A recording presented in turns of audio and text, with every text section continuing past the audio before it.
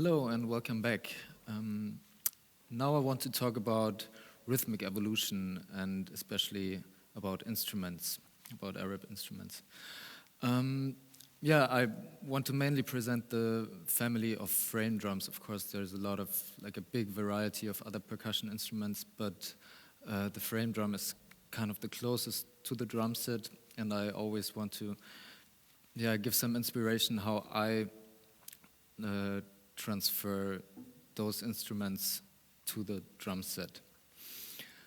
Let's start with the first, most basic drum. It's a bendir. There's a lot of different names. In Tunisia, it's called bendir. In other countries, it's called daf.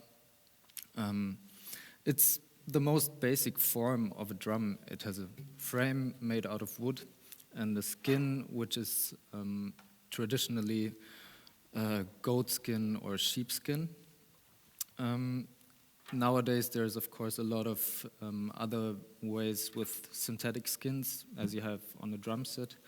This is especially because natural skins tend to react more on humidity or temperature. So, for example, with this drum in this room, it gets pitched pretty high because the temperature is higher than outside. You basically, like the traditional way of holding it is like this. It's a handheld drum, but a lot of people also play it like that. On the drums, if you transfer it there, the closest drum is the snare drum. If I would imitate a frame drum on the snare, I would just turn off the snare and play the drum with my hands.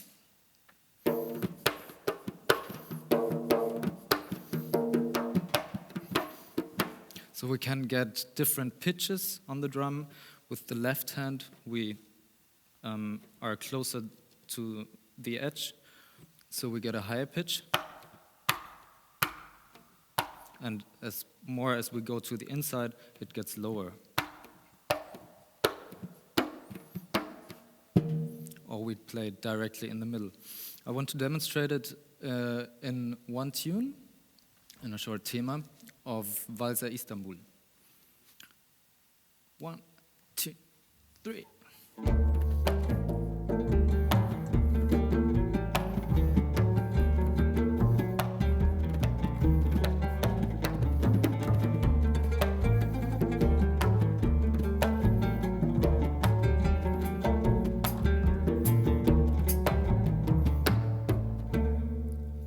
You can, of course, play also the other heads. It depends how they are tuned.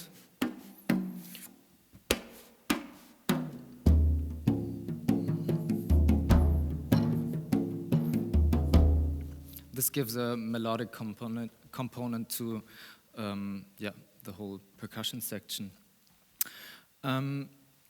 Tuning is kind of an issue with frame drums. As I mentioned before, there are different tuning systems nowadays.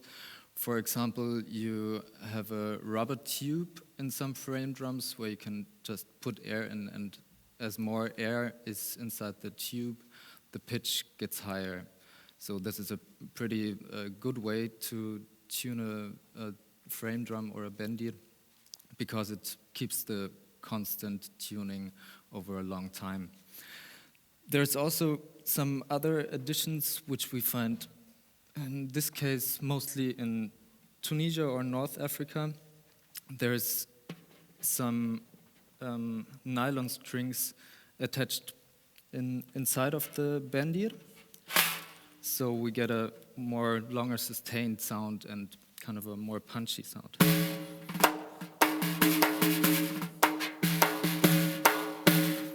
This is pretty close to the snare drum also. Let's move on to an instrument that is mostly used in Iran. It's a daf. Same building, but it has a nice gimmick, which are metal rings on the inside. Sadly, I cannot really play this instrument. I would really love to, but still I can make a transfer to the drum set also. It has a pretty rough sound and a huge variety of possibilities of playing it, and I also will add a video in the additional material of the video. So let's do the same piece, but I will try to imitate a little bit this rough sound of the duff. 1, 2, 3.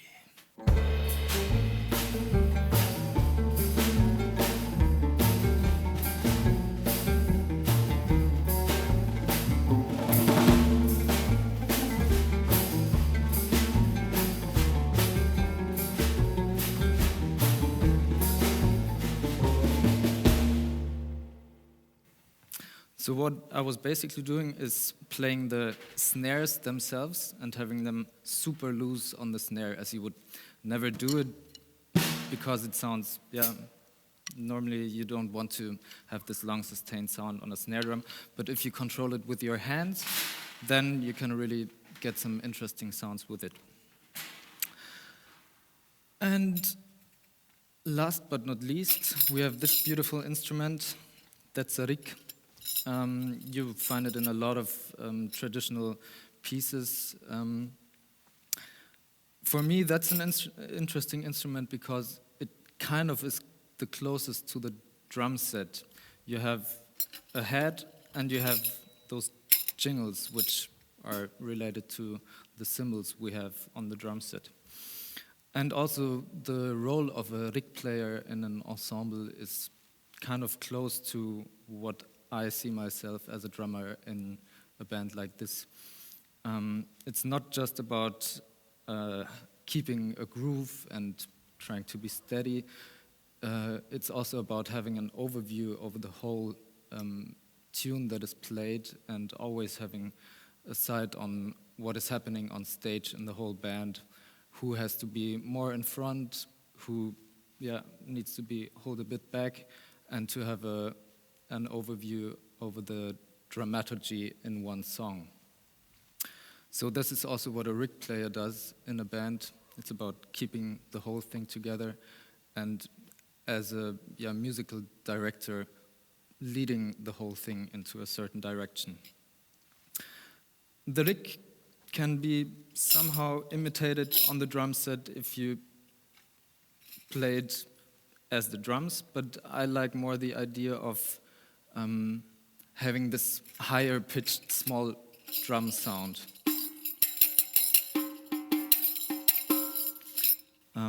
If we have the doom on the bass drum, it kind of loses the direction pretty much. So I try to keep it on the snare drum again.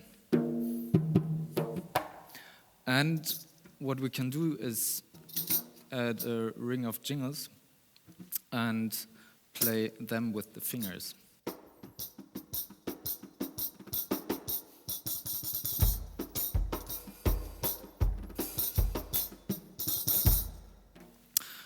Yeah, so that's the way I would put the rick to the drum set.